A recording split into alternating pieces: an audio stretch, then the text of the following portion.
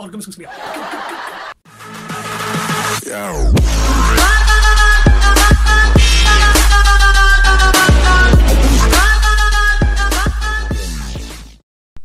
السلام عليكم ورحمة الله وبركاته. أصحابتي من الباجوكتا وحيد الله يا سولو هذا مركلة يا هذا فيديو كرا اللغة مالمان وحيرو بيسا اسكا قلي مركا ويسور تقلوا اسينا فيديو كرا صدوه أديدا اسكا مركا وحنجعلا إن شاء الله وهذا كدام بينا أبديت كديو مانتي وحنجعلا هنا كهالو بريمي ليغا ويغان بلاودون إن شاء الله tomorrow وحبلاودون كل محيس بدن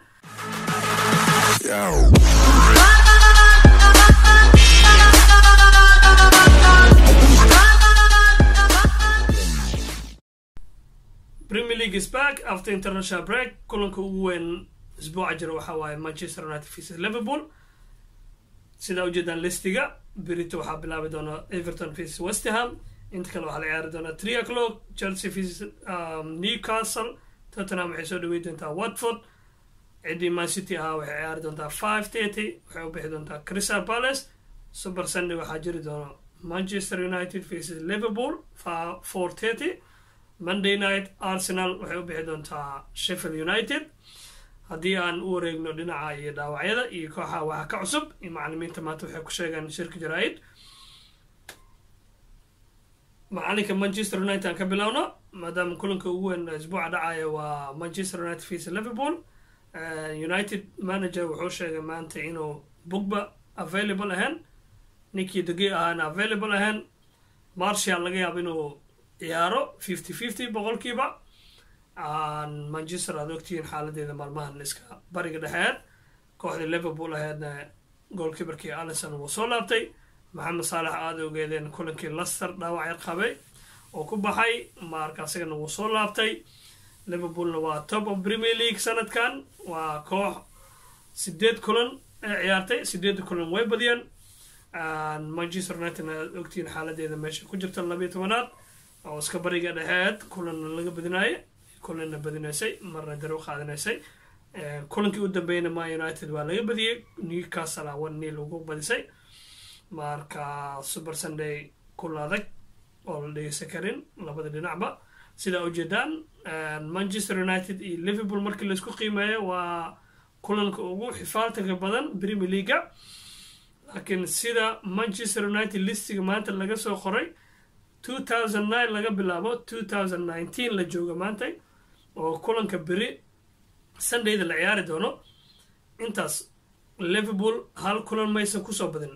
draw inta kale waa laga badinayay draw waa laga badiyay 2-1 draw marka tomorrow Liverpool meeshas iyo badislaanka ku qabaan Old Trafford jibi doonaan sixirka ka yaala meesha malasoo maluu kala tegi doonaa recordka meesha ka yaala ma lasoo titiri doonaa mase still draw lagu celi doonaa mase waaba laga badi doonaa Manchester United against Liverpool intaasaan ku dhaafno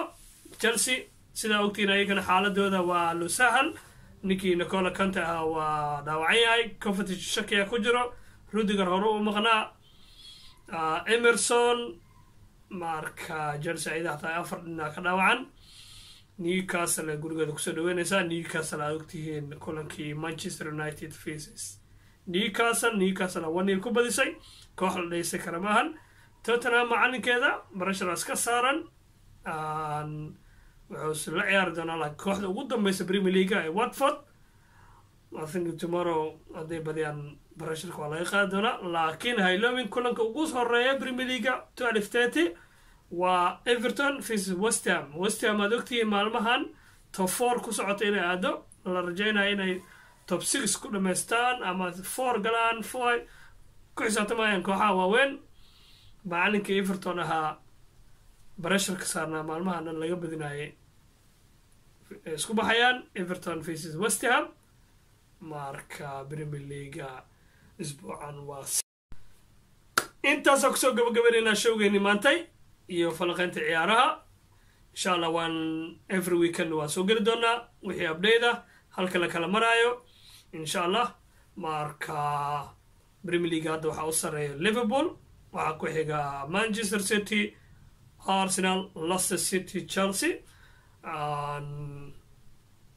dhaco isbuucan waan kasoo hadli doonaa every weekend waan soo fariisan doonaa insha allah video cusub waan soo geli doonaa naga raali noqda mar labaad maalmahan awadaan ku kala maqneen waxaa idin leenahay ha iloobin inaad share dhahdid subscribe saartid asxaabtaada la wadaagtid comment hoosna ugu reeb insha allah waxaan ka bedelayna iyo waxaan kusoo kordhinaynaba adiga waa kuu furan yihiin ina commentigaada waa akhri doonaa insha allah aad iyo aad idin salaama asxaabteyda meel walbaa joogtaan waxaa idin leeyahay nabaday